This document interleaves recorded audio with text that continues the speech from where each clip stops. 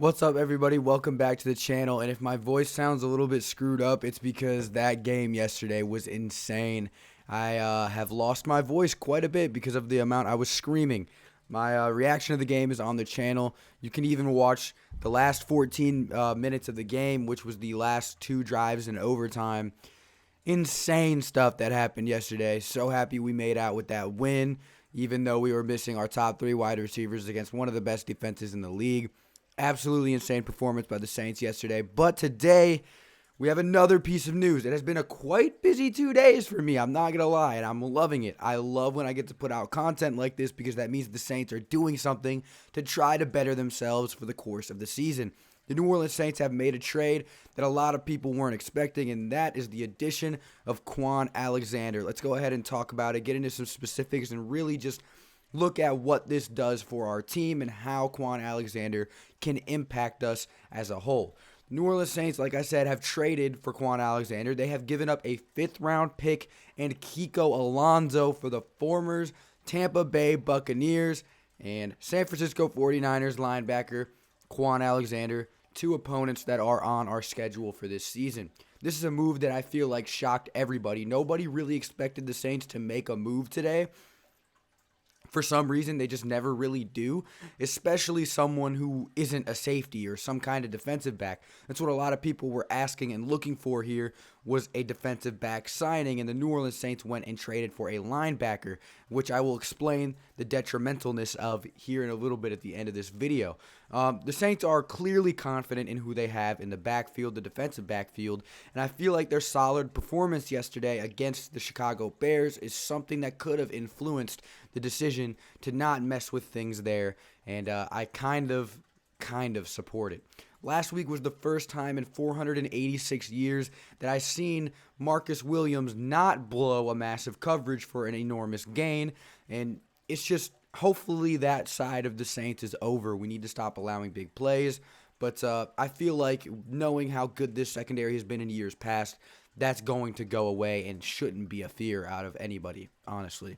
The Saints have beefed up their linebacker core with this trade here while really losing nothing in the process. At bare minimum, KWON Alexander will be a better linebacker than Kiko Alonso. It's really just how much better will he be. Kiko Alonso hadn't stepped on the field this year after tearing his ACL in the playoff game against the Minnesota Vikings last year. He was good for us, but how much value did he really have? Clearly enough to get KWON Alexander.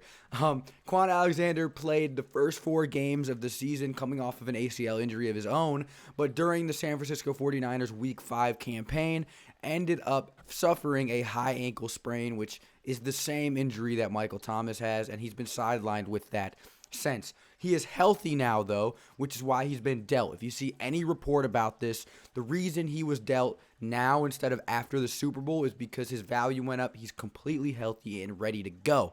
Yeah, that is what it is. But either way, with him being healthy, he still won't be able to play. Likely, he won't be able to play in this game against the Tampa Bay Buccaneers because of COVID protocol. You're not allowed to just go and play with your team anymore. You have to pass COVID tests and do all that bullshit, so it is what it is. He will, however, return for the New Orleans Saints date with the San Francisco 49ers in Week 10, so that's very exciting right there. The Saints will only owe KWON Alexander $3 million this year, and will save $900,000 by the trading of Kiko Alonso. So really, they only owe him $2 million. We can also walk away from KWON Alexander next year with no cap penalty if we want to as well because of his injury protection. So we can really just say goodbye, KWON. We don't want you anymore. If he doesn't have a good season, we don't have to pay him. None of the money that is on his contract is guaranteed, which is a very good thing for the New Orleans Saints here. KWON Alexander, like I said, played in 5 games this year, notching 30 tackles, 1 for a loss, and a sack. The majority of his snaps were played at the will position, the will linebacker position, which is Demario Davis's position. So we know he will not be taking snaps from Demario in that aspect, but KWON has a ton of experience playing as a Mike linebacker as well, which is where Alex Anzalone plays. I'm not sure what the Saints do here, but because of Alex Anzalone's semi-inconsistent coverage this year, they may be looking to get a boost there. And for those of you who are saying, but dude, Alex Anzalone and the accompanying linebackers have been great in coverage this year. let me throw some numbers at you. So the Saints are tied. This has to do with our defensive. This is why they didn't get a defensive back here, in my opinion.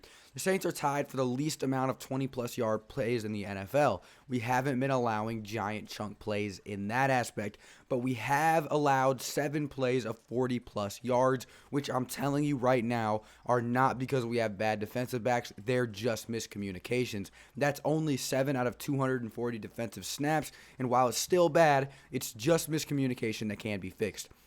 The reason we got a linebacker here is for what I'm about to read to you right now. The Saints linebackers have been in coverage, okay?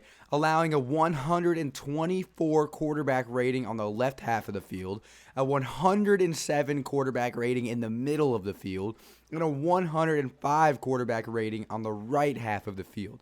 We have allowed 15 passing touchdowns within 15 yards of the line of scrimmage, which is usually handled by who? Our linebacking core. 15 touchdowns within 15 yards of the line of scrimmage. That's absolutely insane. It's kind of clear here that we needed to beef up our linebacking core's play. With those kind of numbers, it's pretty bad. We have also allowed 289 yards and 2 touchdowns over the middle of our linebackers with a 70% completion percentage as well. It's not looking too great for that core right there, and adding someone who has 444 tackles, 8.5 sacks, and 7 interceptions within his entire career should help this team. I think that KWON Alexander is someone who can make an impact. It's really just, will he? Will he go out there? Will he make a difference? Will he get playing time? That's just something that we have to see. I don't think the Saints would have made this move if they didn't see him as somebody who can get snaps and make a difference. But really, let me just know what you guys think down in the comment section below. I 100% do not think that this takes New Orleans out of the trade deadline race anymore. I still think we can go ahead and make some trades and do some things if we need to do them, wherever we see fit. I don't know. I'm not a general manager. I'm not a head coach. I can't tell you what the biggest need for this team is. I can tell you what I think the biggest need for this team is, and maybe it is a safety, but really we just don't know. We just have to really just pay attention to how this team plays over the next couple of weeks and see if we really missed out on getting someone that could really impact the secondary, but I'm not sure that that's the biggest problem right now. I think we should focus on cleaning up miscommunications before we do anything. And I'm telling you, that secondary played great yesterday. There wasn't a miscommunication. Janoris Jenkins got beat, and then Marshawn Lattimore got beat. But that happens. You're a defensive back in the NFL. Not every play is going to go your way.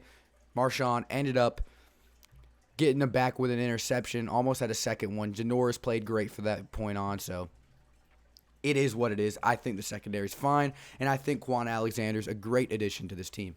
Go ahead and let me know down in the comment section what you think about it, because your guys' opinion is the best opinion to read on the entire damn internet. Thank you boys so much for watching. I'll see you in the next one. Adios.